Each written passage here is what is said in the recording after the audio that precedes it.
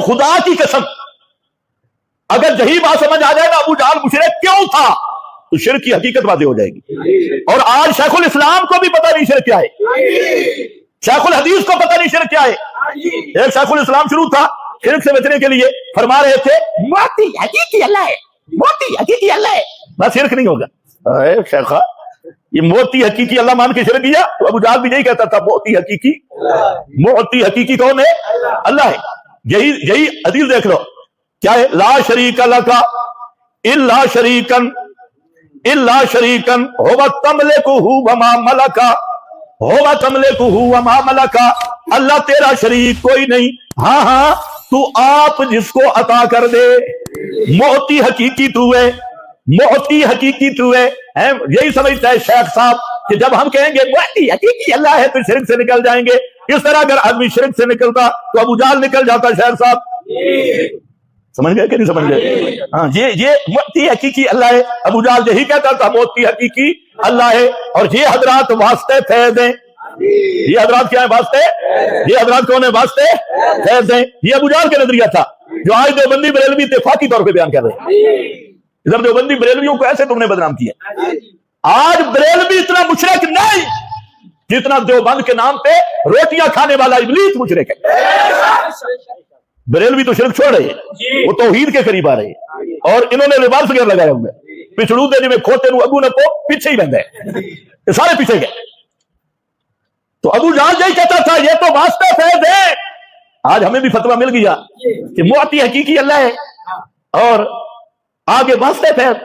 واسطے فیض کسی بت کو بنا دے, کسی زندہ کو, کسی مردہ کو, کسی بت کو, کسی حجر کو, کسی شجر کو, کسی آگ کو, سارے مشرکین مغفور ہو گئے.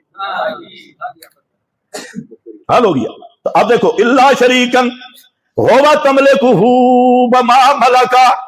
ابو جہل کہہ رہا ہے موتی حقیقی تو ہے. یہ تو واسطے فیض ہیں جن کو تو عطا کر دے. ان کو طاقتیں تو نے عطا کی ہیں, تیری دی ہوئی طاقتیں ہیں. یہ خود ذاتی مالک نہیں, تو نے انہیں طاقتیں عطا کر رکھی ہیں. حاجت روائی والی طاقت, مشکل کشائی والی طاقت. اور یہ کون ہے؟ واسطے فیض ہیں. ما نعبدہم الا لیقربونا الی اللہ زلفا.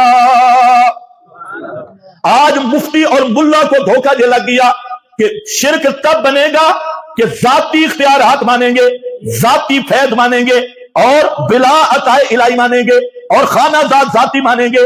بس اگر عطائی اختیارات مانے اور عطائی فیوضات مانے ما فوق الاسباب, پھر شرک مرک نہیں بنتا. تو شرک اور توحید کا معیار ذاتی عطائی کا معیار ہے. میں نے کہا میرے محترم اگر واقعی شرک اور توحید کا معیار ذاتی عطائی کی تفریق اور تقسیم ہے تو خدا کی قسم پھر تو ابو جہل بھی مشرک نہیں. ابو جہل ذاتی مانتا تھا, وہ تو ان کی ذات کو بھی ذاتی نہیں مانتا تھا. قرآن سے پوچھ لو وَلَا إِن سَأَلْتَهُمْ مَنْ خَلَقَهُمْ وَلَا إِن سَأَلْتَهُمْ.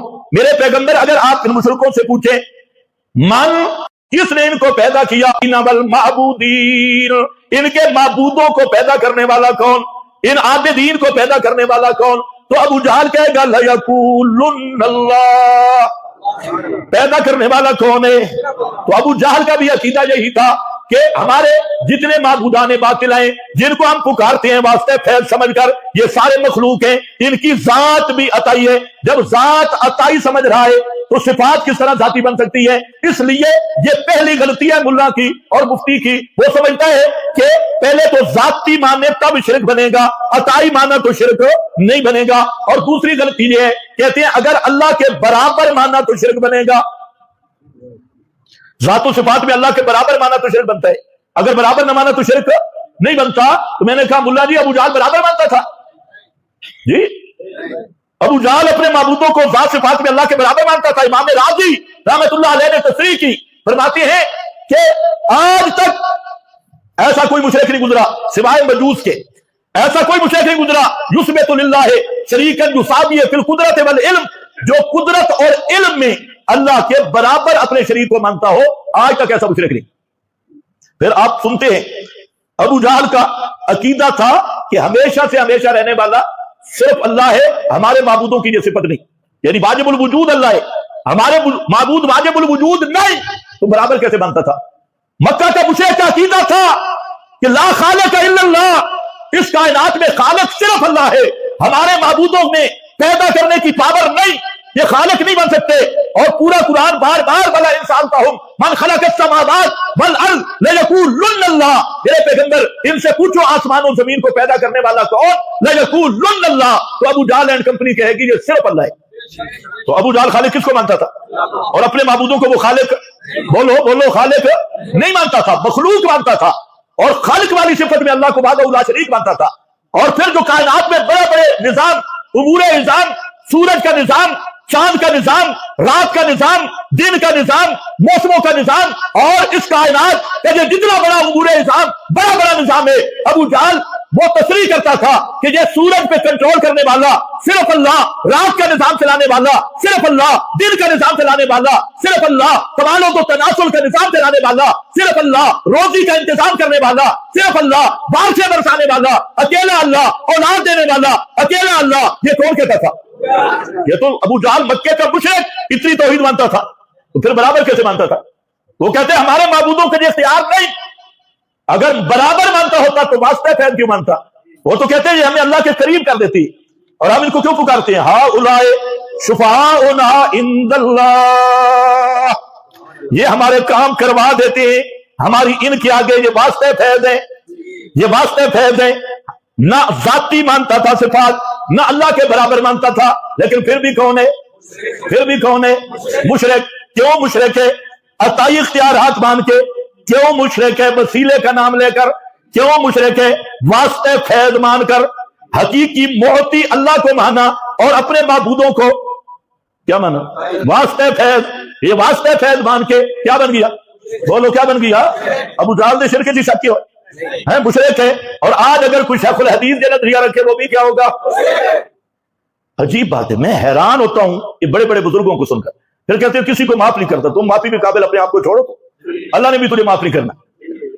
کہتے ہیں جب آدمی مر جاتا ہے نا تو طاقت بڑھ جاتی ہے۔ بزرگ جب مرتے ہیں نا، یہ کراچی کی تحقیقات اور بہت بڑے بزرگ کی تحقیق، جب آدمی مرتا ہے طاقت بڑھ جاتی ہے۔ کیسے بڑھتی؟ یہ طاقت بڑھ جاتی ہے۔ اور خدا تمہیں ہدایت دے، قرآن نہیں پڑھا؟ قرآن کہتا ہے ما یستوی الاعمی والبصیر، ما یستوی الاعمی والبصیر، دیکھنے والا اور اندھا برابر، دیکھنے والا بینا اور نابینا اندھا برابر نہیں۔ اچھا اس مثال کو سمجھنے کے لیے کتنے علوم کی ضرورت ہے؟ جلدی بولو، میرا ٹائم ختم ہو گیا۔ پی ایچ ڈی ہو تب پتہ چلے گا کہ اندھا اور دیکھنے والا برابر نہیں، یا 14-15 جماعتیں پڑھا ہوا؟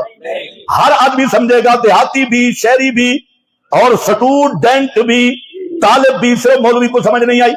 فرمایا اندھا اور دیکھنے والا برابر نہیں۔ نمبر 2 فرمایا دوسری مثال کہ فرمایا کہ اندھا اور دیکھنے والا برابر نہیں، ولا الظلمات ولا النور، اندھیرے اور روشنی برابر نہیں، ولا الظل ولا الحرور، سایہ اور دھوپ برابر نہیں۔ کتنی مثالیں؟ اندھا اور دیکھنے والا برابر نہیں، مشکل مسئلہ ہے۔ اندھیرے اور روشنی برابر نہیں، سایہ اور دھوپ برابر نہیں۔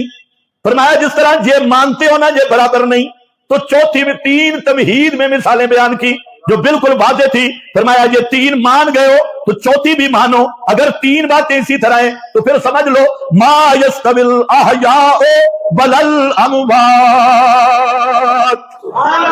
جس طرح بینا نابینا برابر نہیں، جس طرح اندھیرا اور روشنی برابر نہیں، جس طرح سایہ اور دھوپ برابر نہیں۔ مان لو کراچی کے شیخوں، مان لو لاہور پشاور کے بے ایمان ملا، مانو جس طرح یہ برابر نہیں، زندہ اور مردہ بھی برابر نہیں۔ اللہ فرماتے ہیں مردہ زندہ برابر نہیں، یاد ہے کہ پاور بڑھ گئی، پاور طاقت بڑھ جاتی ہے۔ آگے اللہ نے چھیڑا بھی وہی مسئلہ ہے، یہ مسئلہ اسی طرح جیسے دوسرے مقام پہ فرمایا نا کہ حرمت علیکم المیتہ، اور یہ میتہ مردار حرام، اللہ نے مردار کو تم پہ حرام کیا، وہ جانور جو بغیر ذبح کے مر جائے وہ حرام ہے، حلال ہے یا حرام ہے؟ مولویوں کا اختلاف ہے، اختلافی مسئلہ ہے، اتفاقی مسئلہ ہے کہ جو جانور بغیر ذبح کے مر گیا بالاتفاق حرام۔ دوسرا فرمایا لحم الخنزیر، الدم، خون حرام ہے، کوئی اختلاف؟ بہنے والا خون حرام، رگوں سے بہنے والا دم مسفوح حرام، سب مان گئے۔ کوئی کراچی پشاور لاہور کوئی مفتی کہے 2 گھونٹ حلال ہے یا ٹھنڈا حلال ہے گرم حرام ہے؟ اچھا سارے مان فرمایا لحم الخنزیر، تیسرا گوشت سور کا، خنزیر کا گوشت حرام ہے کوئی تعویل؟ بولو. یہ 3 اتفاقی چیزیں تھی، ادھر بھی 3 اتفاقی چیزیں تھی. انا دیکھنے والا برابر نہیں، اندھیرے روشنی برابر نہیں، سایہ اور دھوپ برابر. ادھر بھی 3 چیزیں اتفاقی. یہ 3 چیزیں اتفاقی کے بعد اللہ نے وہ مسئلہ بیان کیا جہاں ملا بے ایمان بنا. ایک مولوی بے ایمان ہوا، اس نے کہا ما اہلا غیر اللہ دی نظر میں آج، یہ اختلافی مسئلہ. اور دوسرے نے کہا عادت السما، یہ اختلافی مسئلہ. اللہ نے فرمایا اے کائنات والو، جس طرح مان گئے ہو مردار حرام ہے، قطعی حرام ہے، خون حرام ہے، خنزیر کا گوشت حرام ہے، تو پھر مانو بابے کے نام کا بکرا چھترا بھی حرام ہے. ادھر فرمایا مان گئے ہو، اندھا دیکھنے والا برابر نہیں، سایہ دھوپ برابر نہیں، اندھیرا روشنی برابر نہیں. اگر یہ مان گئے ہو نا تو پھر مان لو وما یستوی الاحیاء ولا الاموات، زندہ اور مردہ بھی برابر. اللہ کس بات میں برابر نہیں؟ مردہ بھی ہم نے دیکھا، زندہ بھی ہم نے دیکھا. مردہ کے بھی 2 کان ہی رہتے ہیں، جو اوپر پڑھو نیچے تو پھر اور مسئلہ. مردے کے 3 کان بن جاتے ہیں، زندہ کے بھی 2، مردہ کے بھی، زندہ کی بھی 2 ٹانگیں، اور مرنے کے بعد بھی. اوپر کی بات کر رہا ہوں، نیچے کی بات نہیں کر رہا. نیچے تو جانے کے بعد نبی کریم علیہ السلام فرماتے ہیں کل ابن آدم یاکلہ التراب الا عجب الذنب. انبیاء کے وجود محفوظ ہے، اس کے علاوہ ابن آدم کے پورے وجود کو مٹی کھا جاتی ہے. کان، ناک، ہر چیز گئی، ایک ہڈی باقی رہتی ہے، اور وہ ہڈی بیج ریڑھ کی ہڈی کا نچلا حصہ ہے. عجب الذنب آج کل ڈی این اے کی اصطلاح ہے. تمہارا سائنس آج پہنچا ہے، ہمارے نبی نے پہلے بتا دیا. تیری ڈی این اے ٹیسٹ اب ہو رہے ہیں. پیغمبر نے فرمایا عجب الذنب دے، اور وہی عجب الذنب اسی میں تیرا سارا نقشہ موجود ہے، وہ باقی رہتی ہے. قیامت کے دن اللہ اسی ہڈی سے اس وجود کو دوبارہ پیدا کریں گے. جیسے دنیا میں نطفہ سے پیدا کیا، قیامت کے دن اس ہڈی سے پیدا کریں گے. اس ہڈی نیچے ہوتی ہے. کراچی والوں سے پوچھو، آپ مردہ جو خیال دیتا ہے نچلی طرف سے دیتا ہے، رہتی تو وہی ہڈی ہے، بڑھ جاتا ہے، شرم نہیں آتی نا، مردے کی طاقت بڑھ جاتی. کون سا مسئلہ ہے؟ اللہ فرماتے ہیں ان اللہ یسمع من یشاء وما انت بمسمع من فی القبور. کس چیز میں برابر نہیں؟ ادراک میں. مردے میں ادراک نہیں، زندہ میں ادراک ہے. اور ادراک میں سب سے بڑا سننے والی بات سما. فرمایا اللہ قادر ہے، چاہے تو دریائے نیل کی لہروں کو سنا دے، چاہے تو یا نارو کونی بردم و سلاما حضرت ابراہیم پہ آگ والے چخے کو سنا دے، چاہے تو یا سمہا یا ارض زمین آسمان کو سنا دے، چاہے تو یا جبال و بھی پہاڑوں کو سنا دے. لیکن فرمایا میرے محبوب پیغمبر قانون ضابطہ عادت یہ ہے جو قبروں میں دفن ہو گئے وہ دنیا والوں کی بات سن سکتے نہیں، وہ دنیا والوں کی بات سن سکتے نہیں. من فی القبور عام ہے، نبی بھی من فی القبور کا فرد ہے، خود امام الانبیاء بھی من فی القبور کا فرد ہے.